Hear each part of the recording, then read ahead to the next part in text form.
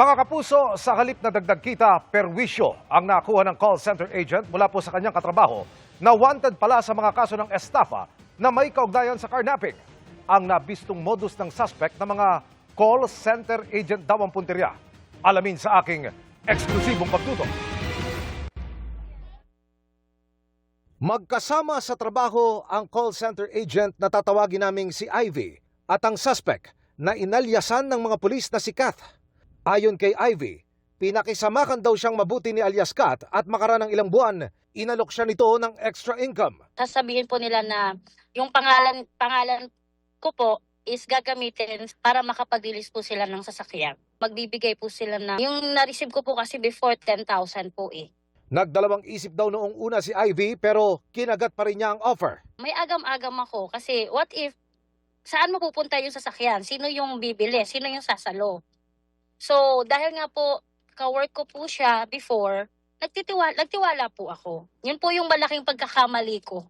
Nagbigay siya ng kopya ng kanyang lisensya, pasaporte at iba pang dokumento pero makaraan ng 2 buwan. Nagulat na lang ako, may nagpunta na po sa bahay, collector. Almost 2 months na din palang hindi nahuhulugan yung sasakyan. Ang stress daw ni Ivy ngayon, sagad sa buto. Una po, nawalan po ako ng trabaho. Na ako nakakapasok sa work dahil hinahanap ko po yung sasakyan. Pangalawa po, financially, kumuha po ako ng private na abogado, sir. Gumastos po ako. Ilang collector po yung pumupunta sa bahay. Minsan bahay na yung sinisingil nila, kinakausap nila. And nakakahiya po. Hindi na po ako halos umuwi sa sarili kong bahay. Ang suspect na si alias Kath, nadakip ng PNP Highway Patrol Group sa Santa Rosa, Laguna sa bisa ng warrant of arrest.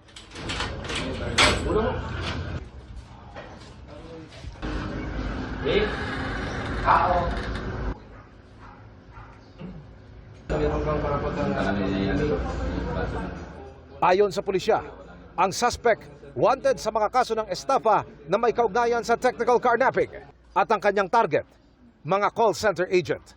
Bukod daw sa modus na kung tawagi labas kasa na siyang ginamit ng suspect kay alias Ivy para makapaglabas ng sasakyan, sangkot din daw ito sa assume balance na kung saan. May mga kabayan tayong hirap na bayaran ng kanilang buwan ng hulog sa kanilang mga inutang na sasakyan. Yun yung kanilang mga target. At sa oras na magtiwala na ang biktima at i-turn over na sa kanyang sasakyan, tatangayin na ito ng suspect.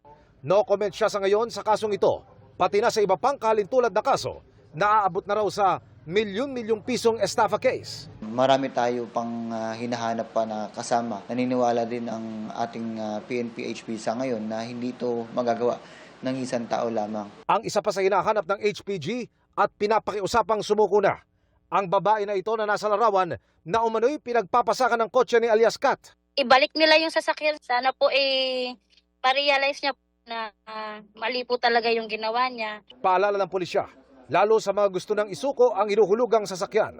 Dapat bago po natin ipasalo or ipa-assume ang ating pong mga sasakyan, dapat po yan doon sa taong kilala natin, secure natin yung kanyang identification, alam natin kung saan siya nakatira. Emil Sumangil, nakatutok, 24 oras.